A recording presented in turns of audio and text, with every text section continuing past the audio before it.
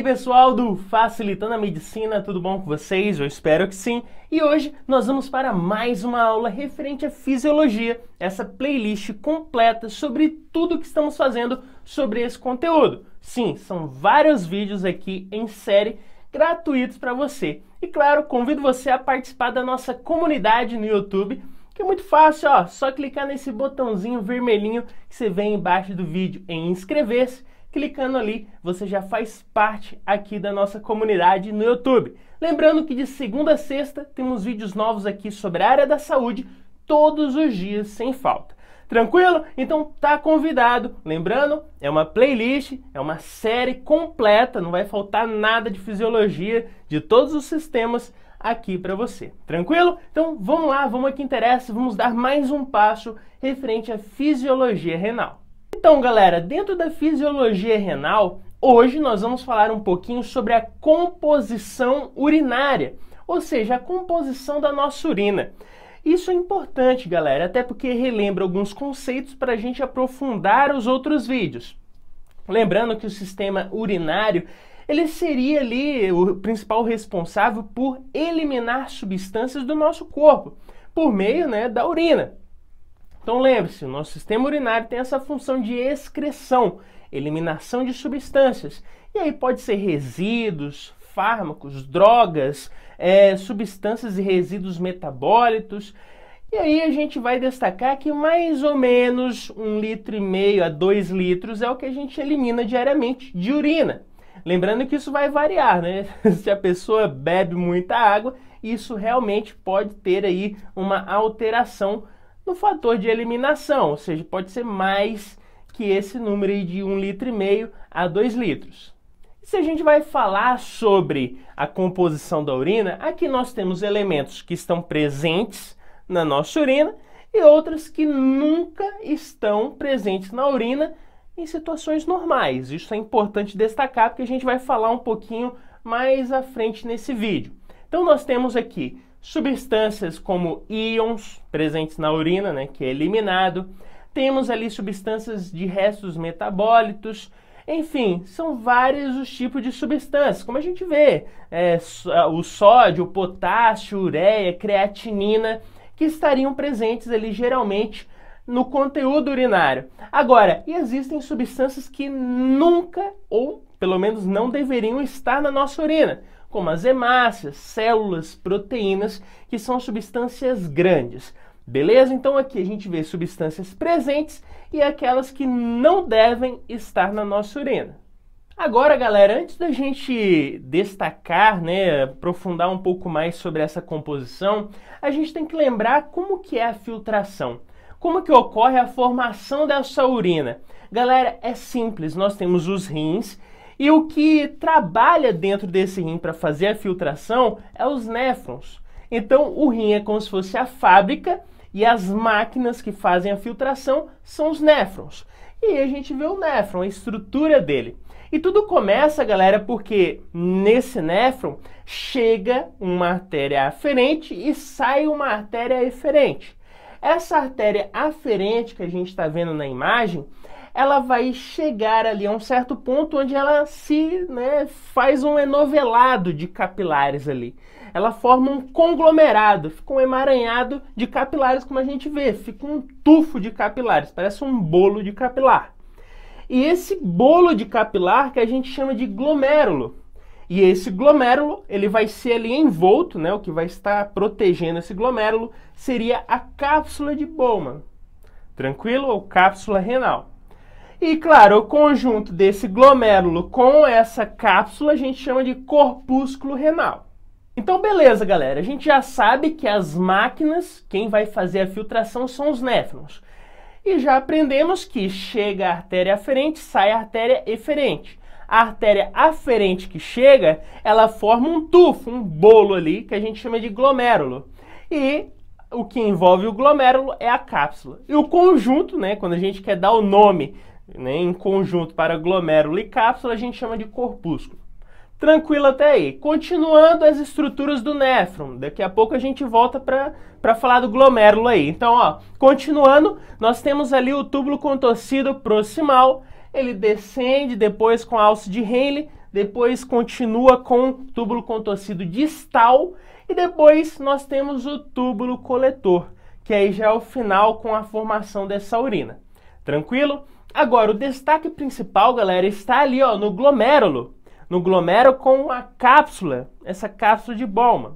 Agora, entre esse glomérulo e essa cápsula de Bowman, nós temos um espaço ali, que é o que a gente chama de espaço de Bowman. Tranquilo até aí? Então, nós já sabemos praticamente a estrutura de um néfron. Aí você pergunta, beleza, mas o que tem a ver filtração aí? Eu não entendi ainda. É agora, galera.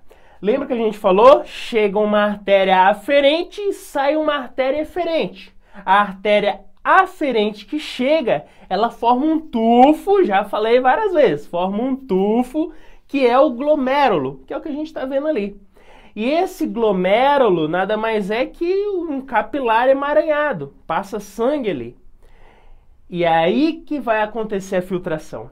Galera, quando eu passo substâncias desses capilares, desse glomérulo, para o espaço de Bowman, né, que fica entre a cápsula e o glomérulo, eu formo filtrado. Então, repetindo, para não ter dúvida, por uma diferença de pressão entre o glomérulo e o meio, que é o espaço de Bowman, nós vamos ter substâncias saindo do sangue desse capilar, que é o glomérulo, para esse espaço. E isso é o que a gente chama de filtração.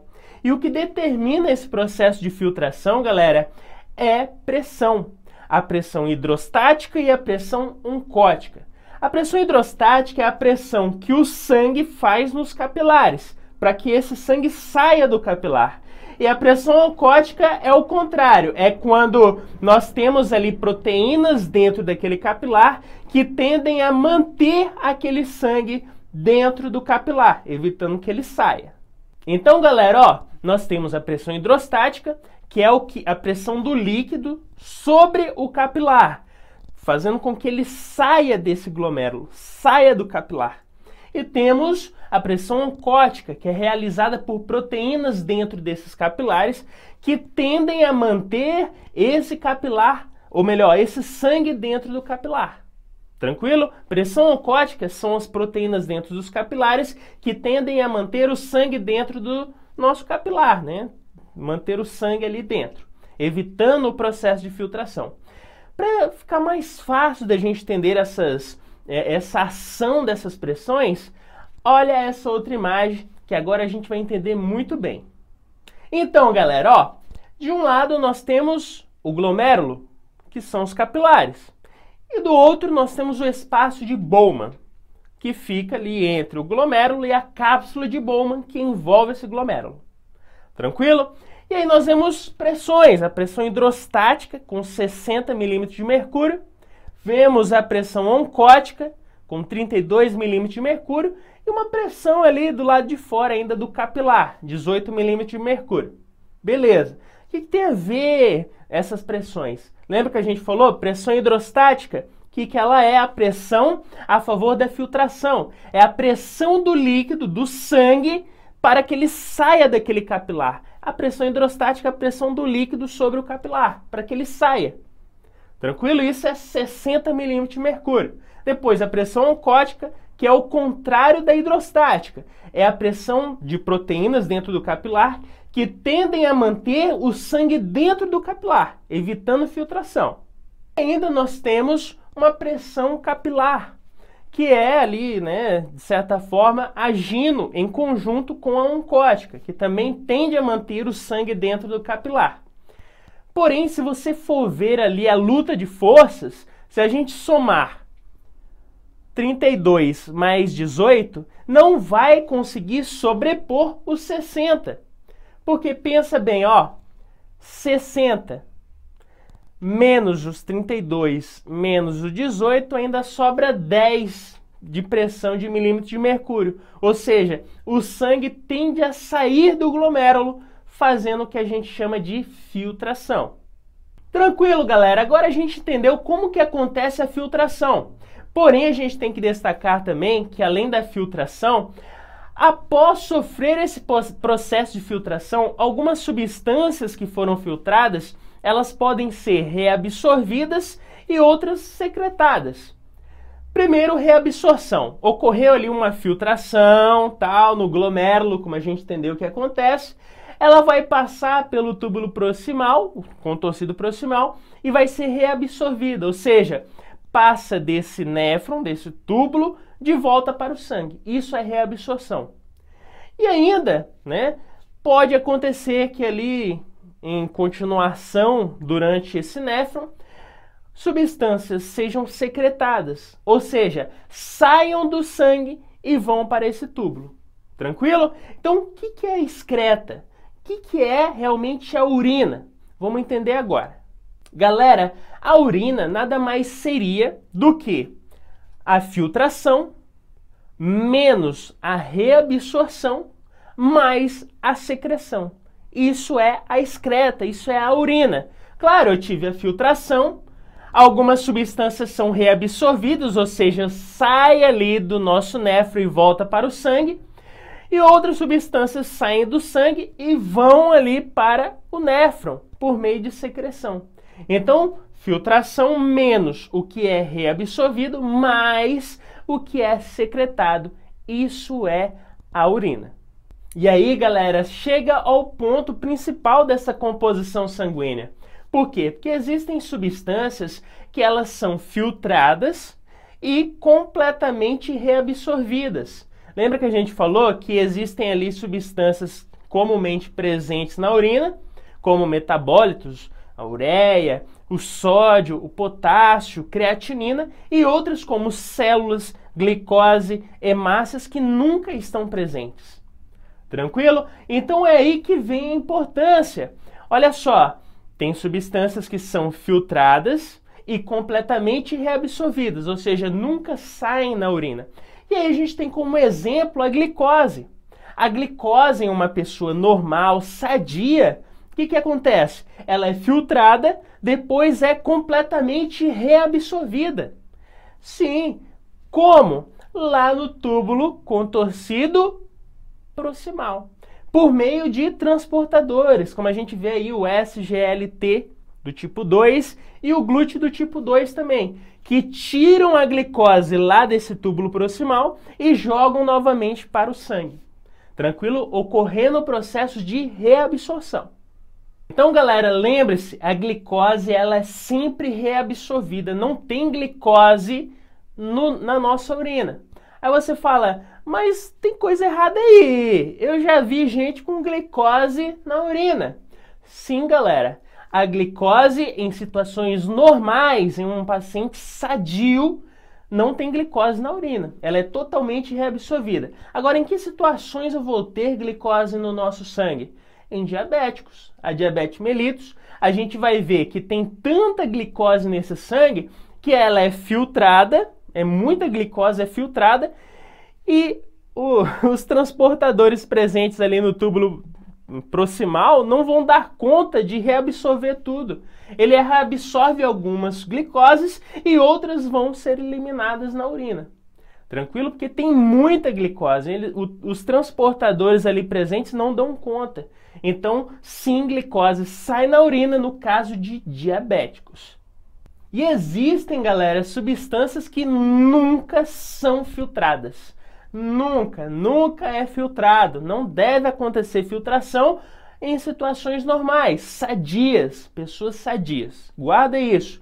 E aí a gente cita, por exemplo, proteínas, células, hemácias. Por quê? Porque, galera, ali naquele glomérulo que a gente falou, que é onde ocorre o processo de filtração, nós temos os podócitos, que impedem que substâncias grandes consigam ser filtradas. Então, são substâncias pequenas e até mesmo relativamente, dependendo da carga presente na substância, ela também pode ser ou não filtrada. E aí a gente destaca principalmente o tamanho. Por quê? Dependendo ali desses podócitos, células, hemácias, proteínas não são filtradas exatamente porque elas são grandes. Então, galera, lembre-se, substâncias grandes nem filtradas são. Agora, exceção, se existe uma patologia. Se eu tenho uma síndrome nefrótica, onde esse paciente tem lesões desses podócitos, lesões nessa região aí do néfron, o que vai acontecer? Obviamente, substâncias grandes passam ali e o paciente começa a ter o quê? Proteína na urina. A paciente pode ter células, pode ter hemácias nessa urina.